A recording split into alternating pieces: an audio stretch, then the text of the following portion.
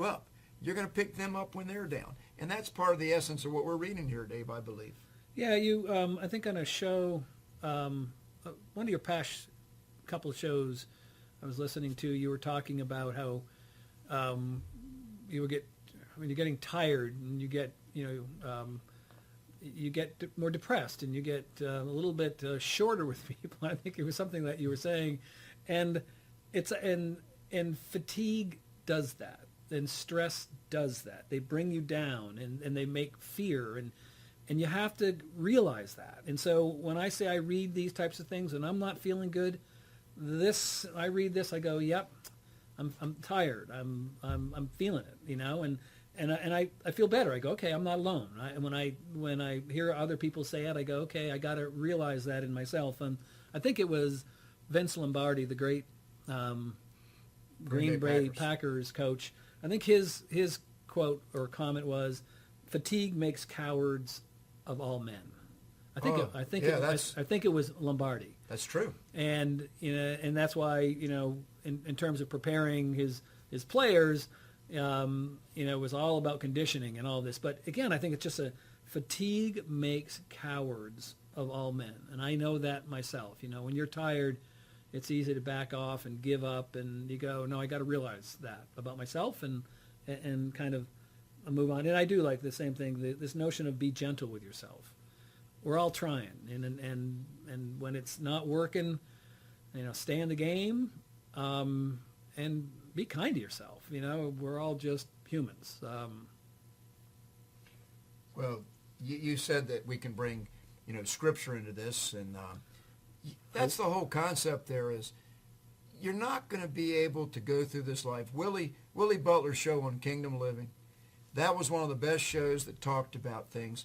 If you're out there living for just yourself, for your selfish wants and needs and desires, and you'll climb over people in the ladder of life, so to speak, to get what you want, it's not going to last very long. I think it's been about 5 years ago, I was in Powhatan Correctional.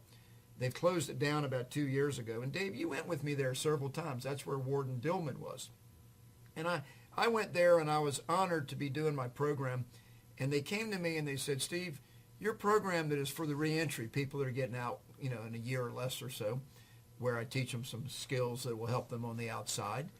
They said, would you teach your program to the general population? Now, what that meant was, would I teach my program to people that don't have a release date, people that have been in prison for, not in the reentry program, people that have been there for a long time and still have years to serve.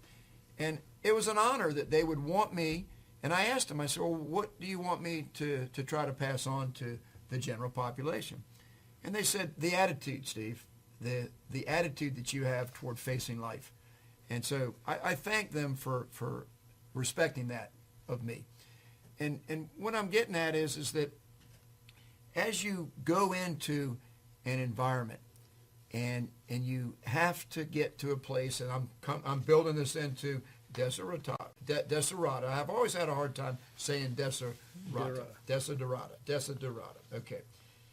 In here, there's a line in the next to last stanza, and it goes, therefore be at peace with God, whatever you conceive him to be, and whatever your labors and aspirations and the noisy confusion of life, keep peace with your soul. What I'm getting at is everybody, without exception, they need to be at peace with their own soul, or they're going to be agitated and looking for something outside that's never going to be there. And I referenced Willie Butler's show on Kingdom Living. When you get to a place to where, that's what Christianity is really all about, is to finally get to a place where you know that everything that you are, God has given you, that you're here because he gave you this life, and that it's just so beautiful when you finally say, Lord, I don't know what to do, and then he's going to pick you up and take care of you. That's that point of submission where it'll start to happen, when you don't start trying to push too hard to get to where you got to go. And this line here, though, keep peace with your soul. And in Achievable Dream Academy a couple years ago, I started off the first day that I met the students there. These are beautiful students. And I asked them to share what their goals in life were. And, you know, a lot of them, they want things that are very difficult that haven't been seen by them in their own upbringing yet. One of those kids said, less violence in my home. So I'm just going to hang that one out there just for a minute, Dave, because this is serious. You know, that's a tough thing for a 14-year-old child that's what they want out of life, is less violence in their home. You know, some of them were typical, I want to be an NFL football player. Some of them were, you know, make a lot of money, have a big house, sure. But that one just came right to me. Less violence in my home. People are looking for peace. So when I try to lead people into what is your goals in life, ultimately, you have to be at peace with yourself. And that's right here in this poem. It's right here, Dave. So thanks for sharing this with me. We've talked about this a lot, Steve, and this notion of giving.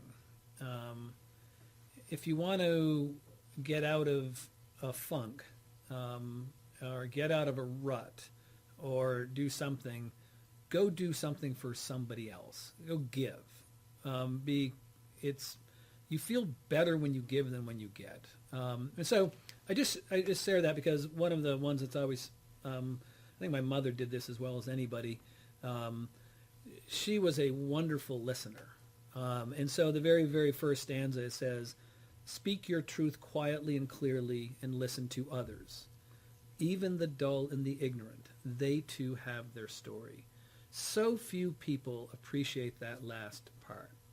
Even the dull and the ignorant, they too have their story. And that sounds negative, calling them dull and negative. But I mean, that's such a powerful thing everyone's got a story. And if you want to do something simple and give, go find a place where you could just listen to a person who's 80 years old, living alone, and has no one to talk to, and just go listen. And so much of life at this day seems to be us telling people what we want them to hear about us, as opposed to just listening. I'm fortunate, very fortunate. I managed to do some work with people in the Gold Star community, and these are families that have lost sons and daughters and husbands and wives and parents in the line of duty. And I'm very, very fortunate because I get to listen to their stories. And I truly mean that. I'm fortunate. And the good thing is it's therapeutic for people to tell their story, to tell the loss of a son or a daughter or a husband or a wife. Because in telling their stories, it's about healing and it's about honoring. And so again, I share that because I think it's very, very therapeutic. And if you want to go give to somebody, go listen. Oh, wow. That's really beautiful. And I'll tell you something else. The line that you're speaking to right now. Even the dull and the ignorant, they too have their story. You know, who's to say that a person that's not as educated as another person? I'll talk about my mother. I like, Dave, you got a wonderful mother. You've told much about your mother. You were just so blessed to have her as your mother, and so was I. My mother was an 11th grade high school dropout. And, my mother taught me so much in life. And people that don't have so much education are often very much disrespected. And I'll tell you a sad little story here. We had a neighbor that my mother would get a ride to. My mother was a sales girl at Lerner's department store. And I've recently, told more of my life story in a book that I was honored to write a chapter for it, and I focused on my mother. Well, my mother and my father were divorced when I was 7, and my mother became a sales girl in a department store. And she caught a ride with a neighbor And this neighbor was real nice and everything, you know. But she told my mother one day, no wonder, and she called my father out by name, no wonder he divorced you. You're not very intelligent. Well, you know, so my life patterns have been molded by, you know, I love my mother. My mother, you know, she worked her tail off to take care of me and raise me and be there for me and my sister. And to have somebody say that to her, so I just have to tell you that part of my passion for people that are maybe not quite out there in the ivory tower type life, it's very deep with me. And yeah, so even the dull and ignorant, they too have their story. So just because a person's not educated with college or even high school, it doesn't mean that they're not a beautiful, loving person that is a unique child of God. And just let me tell you that. Anybody that looks down at other people because of their status, their education, etc., their material possessions, their success in the business world, they're missing out on what life's really all about. So, you know, hey, I could talk on this subject for the rest of the show, Dave, but I'm going to turn it back to you. Yeah, I'll just say one more. I think of the phrases that Ehrman uses, I think that's the one that in some ways stands out. And I think he intentionally used that phrase, the dull and the ignorant, intentionally to kind of snap people back. Because dull and ignorant is entirely a subjective thing. Someone who can't read but can live out in the woods would be ignorant in a modern society, but would flourish, and we'd die out there if we had to live off of the land. And so I think he put it in there to literally kind of confront people and think what that means. And I have the same reaction that Steve has, which is I know a lot of very, very smart people who went to very prestigious schools, and quite frankly, they're generally ignorant in many ways. So anyway, but they too have their story. Their story is they've been born with a silver spoon in their mouth, and they don't realize how ignorant they are. So my mother's expression on that subject was, she might not have all that book learning that certain people have, my father, but she said, I might not have that book learning, but I've got common sense, and that goes a long way in life. So I'm speaking to everybody out there that's at a place where life's not so easy, and you might not, have a Harvard degree, business school education, which, by the way, is a beautiful thing to have. I wish I'd had an opportunity to go to Harvard and learn more skills. But, oh, yeah, don't let anybody put you down. I'll give you something a little humorous that's good. In the movie Dirty Dancing, what is it? No, the line is, nobody puts my baby in the corner, I think. Right. My wife loves that line. I don't know if I misquoted it or not. But yeah, don't let people put you down. And let's stay on that for a minute, Dave. One of the biggest things that I can tell you holds many, many people back is that they're not comfortable around other people that might have higher education or that come across as being, more that take over the conversation. The people that are kind of like leading other people around. And some people are a little shy about it, and they don't want to embarrass themselves with going too far into something, because some people intentionally want to get people into a conversation where they take them to a point where they know they can't go any further with the information that they have there in their possession. And that's just a nasty thing in life that some people do. Kind of like what you're doing to me, Dave. I'm just kidding here. No, submitting to your format today is very fun. I like what we're bringing out. No, it's refreshing to be able to talk about good values, good virtues, and the good things in life. So I'm going to put a little piece of advice out there to everybody.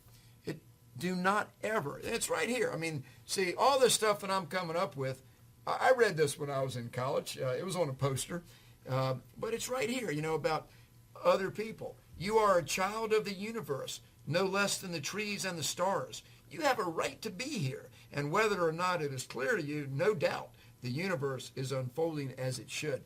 What that means is that, you deserve it as much as anybody else. This world that the Lord gave us, it's as much yours as anybody else's. So, but remember this. I like to quote the